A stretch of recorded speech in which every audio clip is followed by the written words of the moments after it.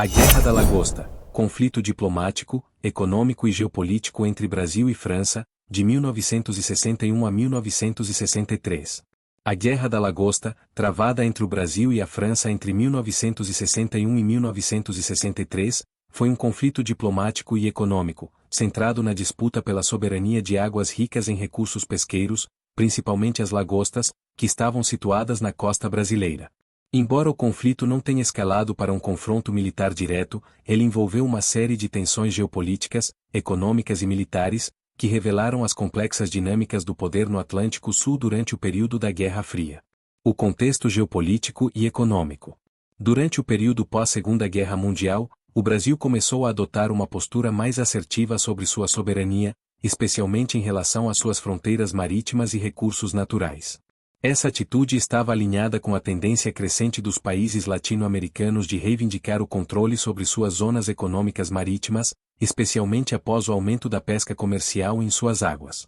Nesse contexto, o Brasil estava promovendo uma política de nacionalismo econômico e começou a discutir a criação de uma Zona Econômica Exclusiva, ZE, que garantiria o controle sobre os recursos naturais em águas adjacentes às suas costas. As águas brasileiras, ricas em recursos marinhos, incluindo a lagosta, tornaram-se um ponto de disputa entre países. A França, com sua tradicional frota pesqueira e sua forte indústria de pesca, viu nas águas do Atlântico Sul uma fonte estratégica de matéria-prima para abastecer o mercado europeu, onde a lagosta tinha grande demanda. O incidente e o início do conflito. O primeiro grande incidente ocorreu em 1961, quando autoridades brasileiras apreenderam um pesqueiro francês, o La Flandre, que estava operando ilegalmente em águas brasileiras, especificamente na região próxima ao litoral do estado da Bahia.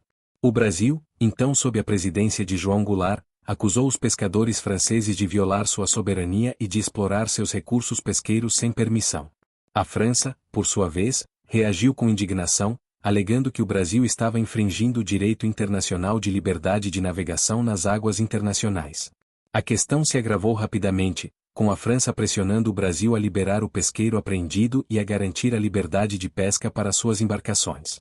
O governo brasileiro, no entanto, insistiu que as águas ao longo de sua costa deveriam ser tratadas como parte de sua zona econômica, o que não só dava ao Brasil o direito de controlar a pesca, mas também outros recursos marinhos, como petróleo e minerais. A dimensão militar.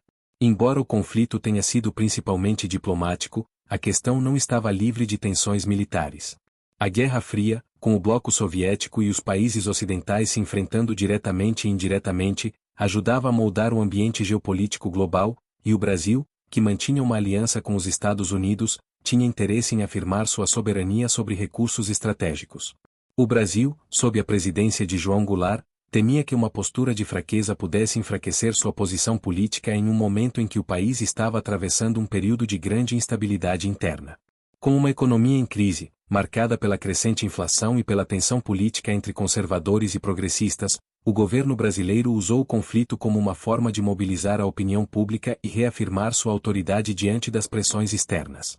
Em termos militares, a situação não chegou a um confronto armado, mas o Brasil não descartava a possibilidade de recorrer à força militar, caso fosse necessário proteger seus interesses. A presença de forças navais e a realização de exercícios militares na região do Atlântico Sul indicavam que o Brasil estava se preparando para um possível agravamento da situação.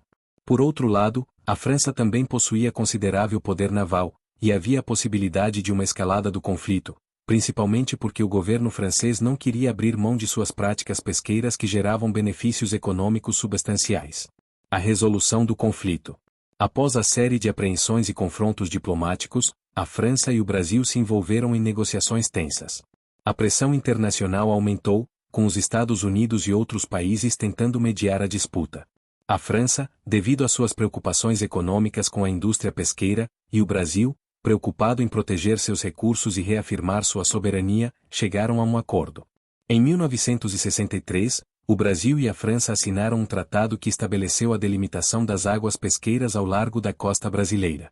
A França reconheceu a soberania do Brasil sobre a região, em troca, garantiu alguns acordos pesqueiros, permitindo que pescadores franceses continuassem a operar em certas áreas, mas sob regulamentações e taxas definidas pelo Brasil.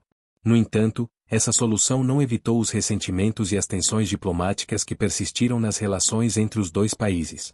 Implicações econômicas e geopolíticas.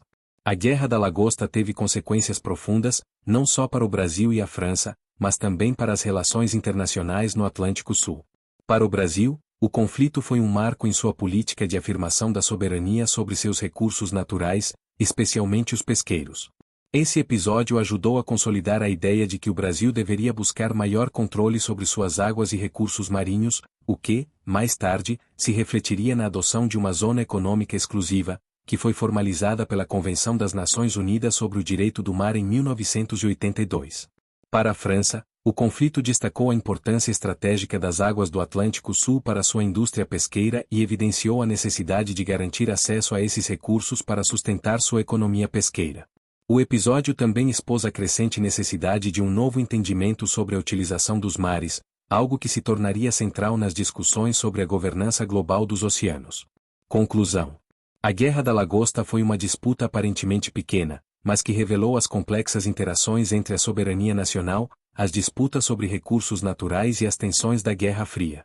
Embora não tenha resultado em um conflito militar, o episódio ilustra como questões econômicas e geopolíticas podem provocar grandes tensões diplomáticas e levar à redefinição de fronteiras e políticas marítimas.